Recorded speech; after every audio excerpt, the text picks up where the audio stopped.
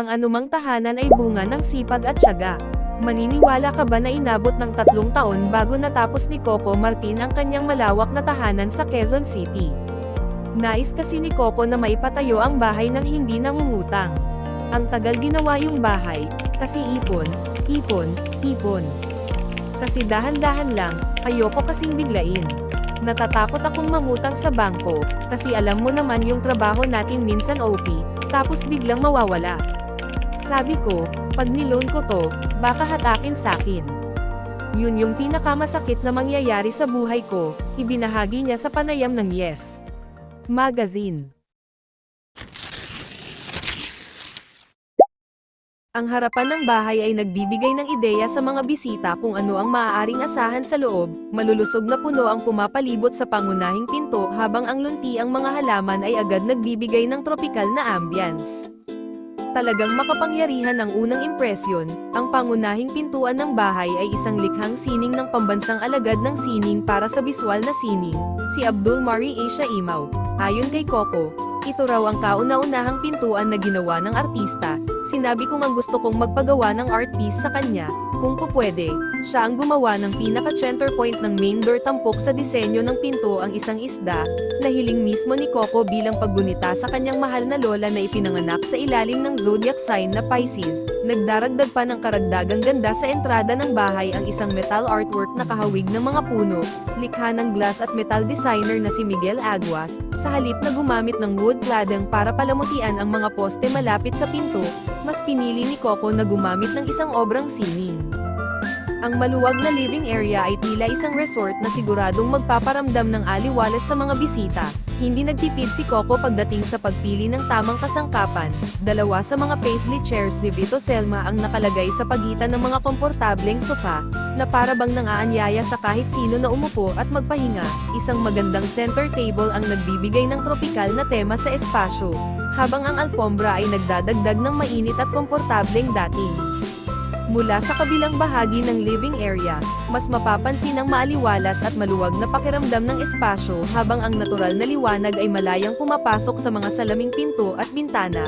Sa likod ng sofa, makikita ang ilan pang kapansin-pansing likhang sining, kabilang na ang isang obra mula sa brass sculptor na si Ronald Castrillo mula sa kanyang Balloons in Life series. Ang hagdanan naman ay umaakyat patungo sa ikalawang palapag kung saan matatagpuan ang bar, home theater, at ang silid tulugan ni Coco. Mararanasan naman ang marangyang kainan sa maaliwalas na dining area kung saan tampok ang 12-seater wave dining table ni Kenneth Cobanpo at ang Arata dining chairs at Boss Mirror ni Vito Selma.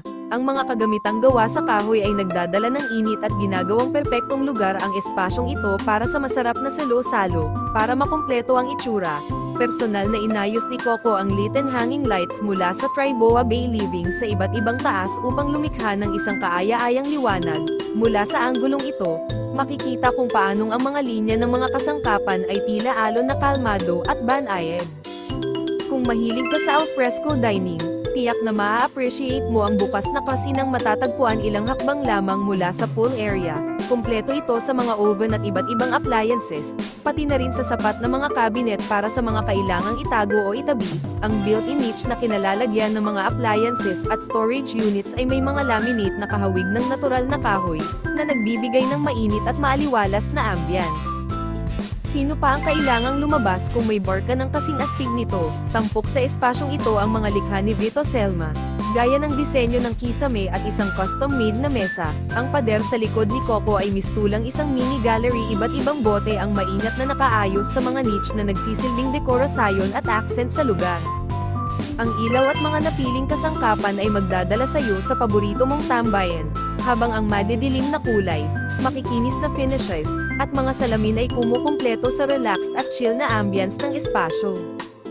Isang tufted door ang nagsisilbing pasukan sa compact ngunit kaaya-ayang home theater, kung saan maaaring mag-relax at manood ng pelikula ang humigit kumulang 8 tao habang nakaupo sa mga reclining chair. Sa kabila ng pagiging maliit, ipinagmamalaki ng silid na ito ang dekalidad na projection at sound systems, pati na rin ang mechanical screen na maaaring i-roll up kapag hindi ginagamit. Sa likod ng screen, makikita ang koleksyon ni Coco ng kanyang mga parangal.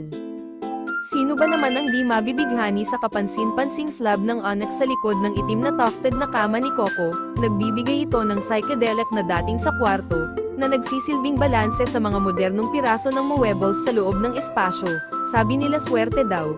Ani ng aktor tungkol sa onyx, bukod sa natatanging kama, may isa pang pinahahalagahang abstract painting si Coco mula sa pambansang alagad ng sining sa biswal na sining na si Arturo Luz na nagpapaganda sa pader. May magkatugmang side tables mula kay Kenneth Cobanco, at isang kulay abong wing chair. Isang sulok ng silid-tulugan ang nagsisilbing compact na work area kung saan maaaring magbasa, mag-review ng script, at tapusin ang mga gawain ng aktor, upang hindi maging monotonous ang espasyong ito. Isa pang abstract na painting ang nagbibigay buhay sa pader. Hindi namin mamasamain ang manatili ng matagal sa sitting area na ito sa veranda. Perpekto ito para sa merienda, pagtanggap ng mga kaibigan, o simpleng pagbabasa ng libro. Kumpleto ito sa isang love seat at 2 easy chair mula sa Link Collection ni Kenneth Cobanco. Ang nasabing koleksyon ay tampok sa malinis at minimalistang disenyo, kung saan ipinapakita ng mga upo ang piraso ang kaakit-akit na modular na anyo. Walang duda, maihahambing ang tahanan ni Coco sa kahit anong resort pagdating sa nakaka-relax na ambience, kahit saan ka maupo sa veranda. Parang nasa tabing dagat ka na rin nagpapahinga. Ang mataas na kisame, mga detalyeng kahoy, at mga piling kasangkapan ay nagsasama-sama upang bumuo ng isang buo at tropikal na aesthetic. Dahil tanaw mula rito ang likod bahay, ang veranda rin ang perpektong lugar para sa tahimik na sandali at pagmumuni-muni. Siguradong magiging madali para kina Coco at sa kanyang pamilya ang magdaos ng salo-salo dahil ang maluwag na dining table ay kayang magkasya ng humigit kumulang 10 tao. Dito kami madalas kumain, aniya. Bagamat mukhang ang gawa sa abaka ang kisame ng gazebo, ibinahagi ni Coco na synthetic na materyales talaga ang ginamit. Actually plastic po yan. Kasi, pag yung totoo, nalalaglag siya lagi, nabubulok, papalitan mo, paliwanag niya. Para sa mga kasangkapan sa espasyo, muli nilang pinili ang mga likha ni Kenneth Cobanco. Ang croissant set, na kilala sa ergonomic nitong disenyo, ang perpektong pagpili upang makamit ang hindi matatawarang beachy na pakiramdam. Matatagpuan sa dulo ng lupain ni Coco, ang gazebo ay itinayo sa ibabaw ng koi fish pond na tanaw ang swimming pool at kabana. Mula sa malayo, mistulang isang maliit na bahay ang kabana. Nagsisilbi rin itong guest house kapag kinakailangan. May bed ito and then may cabinet akong nilalagay. Ang nangyayari sa kanya, parang kondo rin, pagbabahagi ni Coco. Ang kabana ay mayroong komportableng sofa at matibay na coffee table. Ang pinakapanalo, may sarili itong banyo at well-stocked na mini kitchen. Nagbibigay ng karakter at ganda sa espasyo ang 2 designer pieces, ang bloom chair ni Cobanco na kulay dilaw at ang paisley chair ni Vito Selma. Siguradong magiging komportable ang pananatili ng mga bisita ng aktor dahil bukod sa magandang tanawin sa labas, may malaki rin silang TV at access sa iba pang mga kagamitan para sa aliwan. Ang mini kitchen ay mayroong nakakapreskong accent wall at mga materyales na akma sa outdoor area. Ayon sa aktor, lagi niyang pinupuno ito ng mga merienda at inumin. Ang tahanan ay may magandang estruktura na ng pinag-isipang detalye at materyales, kung kaakit-akit ang outdoor area sa liwanag ng araw. Kapana-panabik din ito sa gabi. Ang lalim ng pool ay mula 4 hanggang 7 talampakan upang makapag-enjoy din ang kanyang mga pamangkin, actually pati yung jacuzzi. Pinasadya ko para sa mga bata, ani niya.